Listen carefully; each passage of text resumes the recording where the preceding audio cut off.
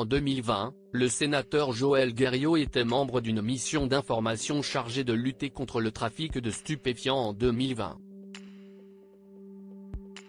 Le 17 novembre 2023, il a été mis en examen, soupçonné d'avoir drogué une députée à son insu. Depuis plusieurs jours, Joël Guerriau, sénateur de Loire-Atlantique, est au cœur de l'actualité. Non pas pour une proposition de loi révolutionnaire, mais pour un nouveau scandale.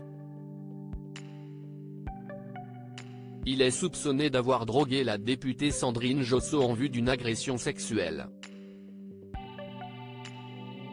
Alors que le sénateur lui a offert une coupe de champagne, la victime dit avoir ensuite été prise de malaise.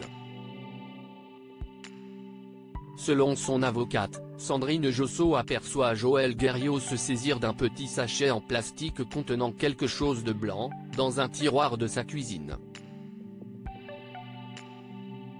Elle a alors compris qu'il était en train de la droguer à son insu, affirme Julia Minkowski.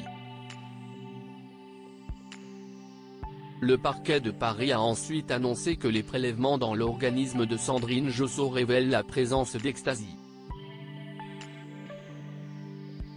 Des perquisitions sont menées au bureau du sénateur et à son domicile, où les enquêteurs retrouvent de l'ecstasy.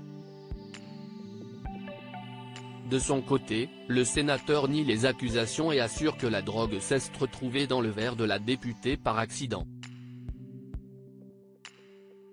Les joies d'Internet alors que Sandrine Josso est toujours en état de choc selon son avocate, une archive ironique refait surface, comme le rapporte le Huffington Post.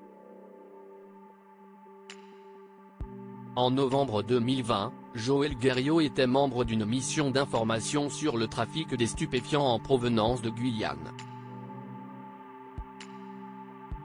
La seule consommation de drogue a causé la mort de 585 000 personnes en 2017, d'après un rapport fait en 2019 par les Nations Unies, avait commenté le sénateur, rajoutant ensuite que si les produits de stupéfiants sont dangereux pour la santé de ceux qui les consomment, leurs trafics sont aussi plus généralement néfastes pour l'ensemble de la société.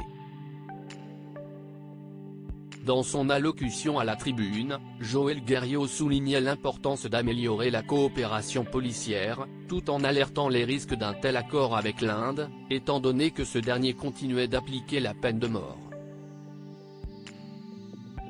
Une intervention qui fait l'actualité, bien malgré elle.